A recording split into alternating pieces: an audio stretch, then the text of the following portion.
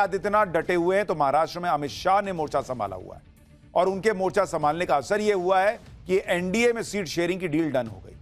NDA के अंदर 106 सीटों पर बात फंसी हुई, लेकिन अब ज्यादातर सीटों पर बात बन गई है। सूत्र बता रहे हैं कि महायुति में अब सिर्फ 11 सीट फाइनल होनी बची है। इसमें 9 सीटों पर बीजेपी और शिंदे गुट के बीच बातचीत चल रही है, 2 सीटों पर बीजेपी और अजीत गुट के बीच बातचीत चल रही है। कल ही अमित शाह ने दिल्ली में महाराष्ट्र को लेकर जो बड़ी बैठक की थी, उसका असर है कि महाराष्ट्र में सब कुछ फटाफट होने लगा है। अमित शाह के साथ हुई बैठक में एकनाथ शिंदे और अजीत पवार शामिल हुए। अमित शाह ने दोनों नेताओं की उलझन, आपत्ति, विवाद सब एक बैठक में खत्म कर दिया, निपटा दिया। दिल्ली में एनडीए नेताओं को एक साथ बिठाकर अमित शाह ने सीट शेयरिंग पर फंसी गाड़ी को आगे बढ़ा दिया। लेकिन साथ ही अमित शाह ने महाराष्ट्र के नेताओं को एक जरूरी हिदायत दी। अमित शाह ने साफ कहा कि महायुति को बागियों से होने वाले नुकसान से बचना होगा, इसका बहुत ध्यान रखना होगा। अमित शाह ने अपने दोनों सहयोगियों यानी अजीत पवार वाली एनसीपी और शिंदे गुट वाली शिवसेना को सलाह दी कि वो बागियों से बात करें, उनकी नाराजगी दूर करें। सूत्र बता रहे हैं कि बागी नेताओं के डैमेज से बचने के लिए कुछ सीटें ऐसी रखी गई हैं जिस पर आखिरी वक्त में ऐलान किया जाएगा, जिससे बागी नेताओं को उम्मीदवारी का मौका मिले या उम्मीदवारी का मौका ना मिले या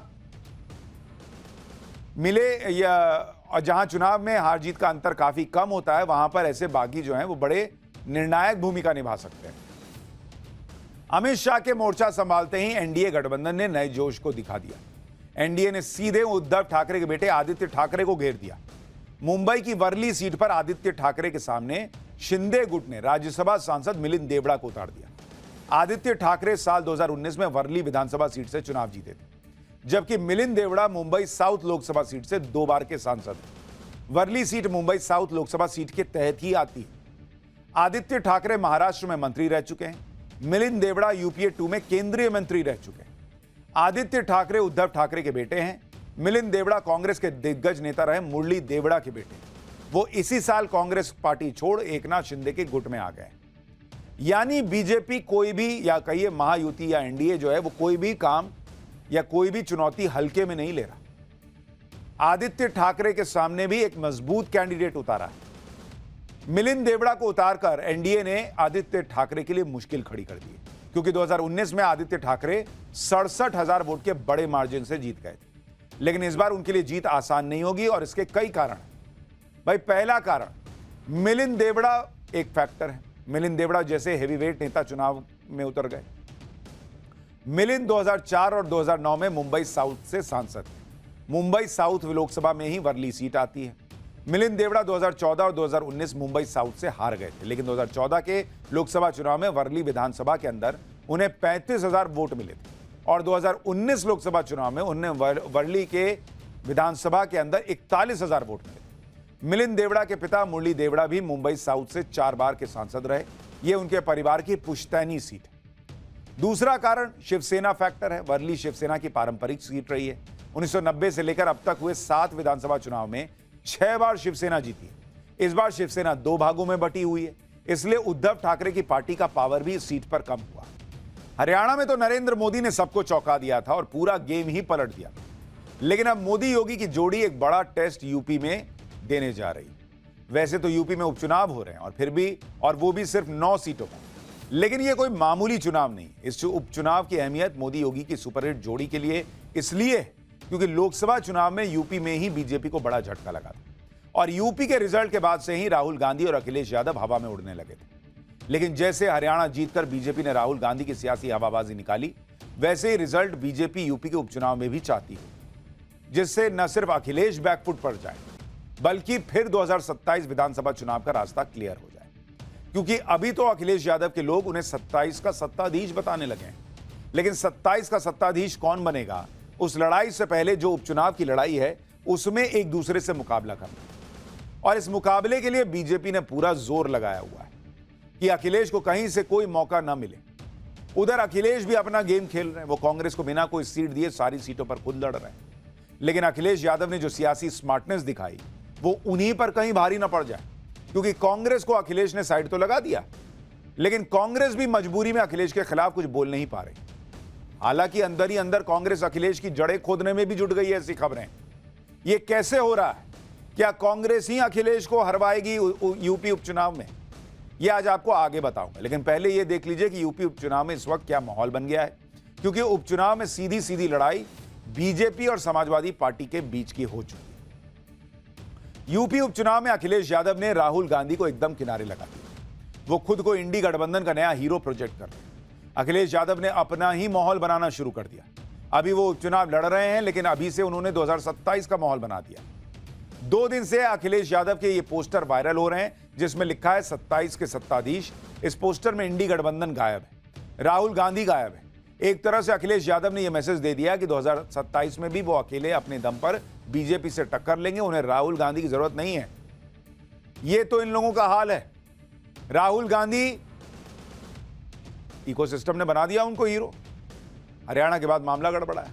अब अखिलेश यादव इसी का फायदा उठाकर खुद को प्रोजेक्ट कर रहे हैं। दूसरी तरफ सपा अखिलेश यादव की जबरदस्त ब्रांडिंग में लगी है। समाजवादी पार्टी के मीडिया सेल से अखिलेश यादव का एक वीडियो भी जारी किया गया।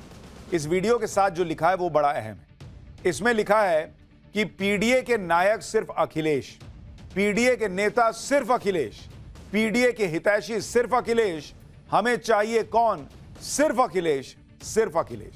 यानी समाजवादी पार्टी तो साफ मैसेज दे रही है कि यूपी में कोई इंडी गठबंधन नहीं चलेगा बॉस, सिर्फ अखिलेश अखिलेश ही होगा। राहुल गांधी कहां जाएंगे फिर? एक तरफ अखिलेश यादव ने कांग्रेस को साइड लगा दिया, लेकिन कांग्रेस भी चुपचाप अपना खेल कर रही है। राहुल गांधी के सिपाही अब अखिलेश यादव की जड़ें खोदने में लग गए। जिस तरह से उपचुनाव में अखिलेश यादव ने कांग्रेस को बेइज्जत किया है, उसका बदला लेने के लिए अंदर ही अंदर कांग्रेस के नेता उतावले हो रहे हैं, ऐसा कहा जा रहा है। पार्टी ने जिस तरह से उपचुनाव में सरेंडर किया है, वो यूपी कांग्रेस के नेताओं को रास नहीं आ रहा। कांग्रेस से टिकट की उम्मीद लगाए नेता तो अब निर्दलीय चुनाव लड़ने के लिए उतर गए हैं। प्रयागराज की फूलपुर विधानसभा सीट पर कांग्रेस के जिला अध्यक्ष सुरेश यादव ने निर्दलीय नामांकन भर दिया। सुरेश यादव ने प्रदेश अध्यक्ष अजय राय और यूपी के प्रभारी अविनाश पांडे पर सीट बेचने और बीजेपी से मिलीभगत का आरोप लगाया। सुरेश यादव का दावा है कि अखिलेश यादव फूलपुर की सीट कांग्रेस पार्टी को देने को तैयार थे, लेकिन अजय राय और अविनाश पांडे ने ऐसा होने नहीं दिया। सुरेश यादव चाहते हैं कि ऐसे नेताओं पर कार्रवाई हो और कांग्रेस उन्हें चुनाव लड़ने के लिए सिंबल दे। सुरेश यादव को प्रियंका वाड्रा का बेहद करीबी भी माना जाता है। साफ है कि फूलपुर सीट पर कांग्रेस के बागी बीजेपी से ज्यादा अखिलेश यादव का खेल बिगाड़ेंगे। सुरेश यादव ने नामांकन भरा तो उन पर एक्शन हो गया, पार्टी ने उन्हें पद से हटा दिया। एक बार सुनिए सुरेश यादव क्या कह रहे, फिर आगे की बात बताता हूं। समाजवादी पार्टी के कार्यकर्ता हो, कांग्रेस पार्टी कार्यकर्ता हो, सारे लोगों ने मन बना के बात कर रहा था। सभी लोगों ने फूलपुर की एक कार्यकर्ता एक जनमानस कर रहा था, वहाँ पे सुरेश यादव टिकट मिल रहा है, सुरेश यादव चुनाव लड़ेंगे। इन लोगों ने एक साजिश के तहत, किसने साजिश किया? प्रदेश का नेतृत्व पूरी तरह से साजिश किया। आप लोग देख रहे होंगे जिस तरीके से एक साजिश के तहत टिकट आने के बावजूद भी इन लोगों ने पूरी पार्टी को सिलेंडर कर दिया। ये देश के इतिहास में, उत्तर प्रदेश में देश के इतिहास में पहली घटना है जिस तरीके से पार्टी ने पूरी तरह सिलेंडर कर दिया, चुनाव में नहीं लड़ूंगा। अब कई लोग ये भी पूछ रहे हैं कि अपनी पार्टी के खिलाफ जो बोल रहे हैं सुरेश यादव, क्या ये जानबूझकर बोल रहे हैं ताकि माहौल ये बने कि भाई कांग्रेस ने खड़ा नहीं किया है और इन पर एक्शन भी किया, यही दिखाने के लिए हो रहा है? लेकिन गेम तो बिगड़ेगा ना भाई अखिलेश यादव का। तो चर्चा होने लगी है कि क्या कांग्रेस इसीलिए तो जो बेइज्जती हुई कि 2 सीट दे रहे हैं, लेना है तो लो, नहीं तो जाओ वाला हिसाब रहा।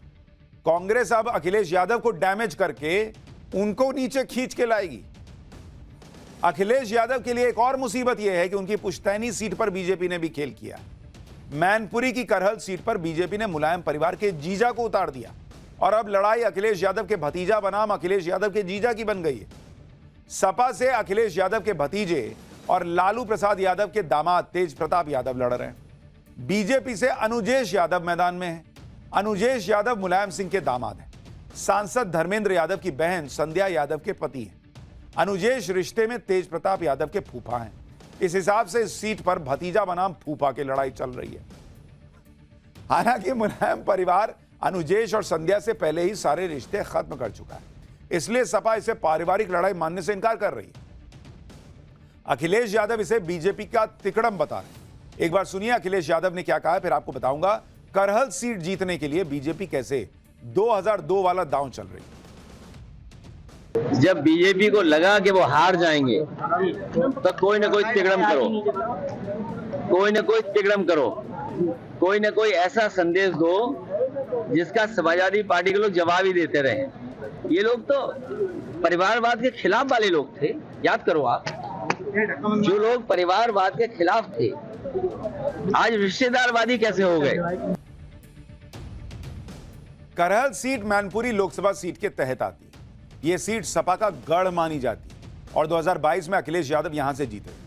साल 1993 से सपा यहां से जीतती आ रही, इसलिए यह सीट बीजेपी के लिए कठिन सीट मानी जा रही। बीजेपी को लग रहा है कि जैसे 2002 में उसने सपा के इस गढ़ में सेंधमारी की थी, वैसे ही इस बार भी कमाल हो सकता है। दरअसल साल 2002 में विधानसभा चुनाव हुए। सपा ने इससे सीट पर अनिल यादव को लड़ाया, बीजेपी ने सोबरन सिंह यादव को टिकट दिया। करहल की चुनावी लड़ाई यादव बनाम यादव की हो गई थी। सोबरन सिंह यादव सपा छोड़कर बीजेपी में आए। वो करहल सीट पर सपा की कमजोरी और ताकत दोनों अच्छे से जानते थे। मुलायम सिंह यादव ने अनिल यादव को जिताने के लिए पूरी ताकत झोंकी, लेकिन मुकाबला काफी टाइट रहा। बीजेपी के सोबरन यादव ने सिर्फ 1925 वोटों के बहुत कम अंतर से सीट जीतकर चमत्कार जैसा कर दिया था। सपा के लिए ही नहीं बल्कि मुलायम सिंह यादव के लिए करहल सीट की हार सियासी तौर पर बड़ा झटका थी। इसलिए मुलायम सिंह यादव ने सोबरन यादव को सपा में शामिल कराने का दांव चला और 2004 में इसमें सफल हुए। सोबरन यादव इस सीट पर 2017 तक लगातार विधानसभा का चुनाव जीतते रहे और 2022 में उन्होंने अखिलेश यादव के लिए करहल की सीट छोड़ दी। उधर यूपी उपचुनाव को लेकर बीजेपी और अखिलेश यादव के बीच जुबानी जंग भी तेज हो गई है। सुनिए कैसे केशव प्रसाद मौर्य और अखिलेश आपस में भिड़ गए। फिर आपको बताऊंगा अखिलेश यादव की नई टेंशन क्या है। भारतीय जनता पार्टी गठबंधन जीतने जा रहा है। समाजवादी पार्टी की साइकिल को जनता ने पंचर करके सैफई भेजने का मन बना लिया है। गुंडागर्दी, जातिवाद, तुष्टीकरण, यह तीनों के लिए उत्तर प्रदेश में कोई स्थान नहीं है और श्री अखिलेश यादव की समाजवादी पार्टी का जो पीडीए है वह फर्जी है, पिछड़ों, दलितों, वंचितों के साथ एक धोखा है और उस धोखे का जवाब जनता देने के लिए तैयार बैठी है। कांग्रेस अंतर्राष्ट्रीय पार्टी बनती थी, सबसे पुरानी पार्टी बनती थी, गठबंधन टाए फिस हो गया। समाजवादी और कांग्रेस की जो रणनीति है उसी से पस्त हो गए। अगर रणनीति हमारी है तो उनके भी नेताओं के जो गठबंधन है उनके नेताओं को टिकट क्यों नहीं मिली? कौन कौन मनाने गया, कौन कौन उन्हें स्वार्थ और लालच दे रहा है? समाजवादी पार्टी और कांग्रेस, हम विपक्ष में हैं, हम किसी को लाभ नहीं दे सकते, हम अपनी बात कर सकते हैं, लड़ सकते हैं। ये हमारी स्ट्रेटेजी का हिस्सा है कि हमारे रणनीति है कि हम लोग मिल करके इस तरह लड़ रहे हैं, न केवल अभी लड़ रहे हैं, इंडिया गठबंधन मजबूत करेंगे और 27 में भी इनको हराने का काम करेंगे।